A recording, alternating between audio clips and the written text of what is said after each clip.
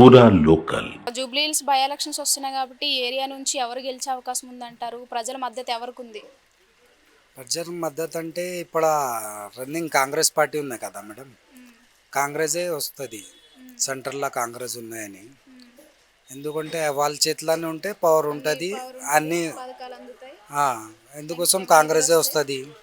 కొత్త రేషన్ కార్డులు కూడా ఇచ్చినా కదా, రేషన్ కార్డు ఇచ్చినా అని అందరు ఓటు వేస్తాడు. కానీ గ్యాస్ది పైసలు అవి అవి పడతలేవు అని చాలామంది పరేషాన్ ఉన్నాయి కదా, వాళ్ళు వస్తుంది అని ఇస్తాడు ఓటు. సో బీఆర్ఎస్ వాళ్ళది ఎలా ఉంది పరిపాలన ఇక్కడ అంటారు? అంటే గోపీనాథ్ ఏమైనా చేశారా ఇక్కడ? చేసినా కానీ ఎట్లా ఉన్నాయి చూడు, పని ఇక్కడ కనిపిస్తుంది. ఇంకా కొంచెం బాకీ ఉన్నాయి పని, మొత్తం పని చేయలేవు. అక్కడ మళ్ళా కబ్రస్థాన్ కూడా ఇవ్వలేవు. కబ్రస్థాన్ ఇస్తే వస్తుంది అని జరా అవి ఉంటుంది. అవి కానీ ఇక్కడ మెయిన్గా ఏ పార్టీలు ఉంటాయి? ఎక్కువగా ఏ వస్తాయి?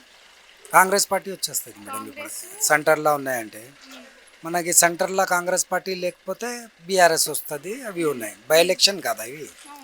ఎందుకోసం కాంగ్రెస్ పార్టీ వస్తే ఏదైనా పనులు జరుగుతుంది అని ఆశ ఉంటుంది ఏదైనా. సో ఇక్కడ మరి కొంతమంది చెప్తున్నారు గోపీనాథ్ గారు 3 సార్లు నుంచి గెలుచుకుంటూ వచ్చారు కాబట్టి సో ఆయన గెలిచే అవకాశం, మళ్ళీ వాళ్ళ ఇంట్లోంచి ఎవరినైనా నిలబడితే, ఇప్పుడు వాళ్ళ సతీమణి సునీతని నిలబడితే వేయిస్తాము ఎందుకంటే పనులు చేస్తారంటున్నారు. ఎందుకంటే ఇక్కడ గవర్నమెంట్తో సంబంధం లేకుండా ఏ పార్టీ క్యాండిడేట్ మంచి వాళ్ళు అయితే పని చేస్తే వేస్తామని అంటున్నారు. ఆ విధంగా కూడా చూడొచ్చా? అయితే మేడం వాళ్ళకి ఏసీ ఏం లాభం, వాళ్ళు గెలుచుకుపోతే కూడా మళ్ళీ కాంగ్రెస్లో మిగిలిపోతుంది. మిగిలితే మళ్ళీ అవే అయిపోతుంది కదా, ఎందుకోసం డైరెక్ట్ కాంగ్రెస్కి గెలిపిస్తే అయిపోతుంది పని. మరి ఇప్పుడు కాంగ్రెస్ లో ఏ అభ్యర్థిని నిలబెడితే బాగుందంటే? ఇప్పుడు నవీన్ యాదవ్ గారు ఉన్నారు, ఇంకా మరి కొంతమంది సీనియర్ నేతలు నిలబెడదామనే ఒక ఆలోచనలో ఉన్నారు. సో ఎవరిని నిలబెడితే, ఏ అభ్యర్థిని వస్తే ఇక్కడ చేస్తారు పని అనిపిస్తుంది? ఇక్కడ లోకల్ది అంటే నవీన్ యాదవ్ ఉన్నాయి, చాలామంది తెలుసా వాళ్ళకి, అందరిది హెల్ప్ చేసిన వాళ్ళకి ఎక్కువ ఛాన్స్ ఉన్నాయి. ఇక్కడ వాళ్ళకే టికెట్ ఇస్తే గెలుస్తాడు ఈ సుబ్బుడా డివిజన్లో. చేస్తాడు వాళ్ళ పని.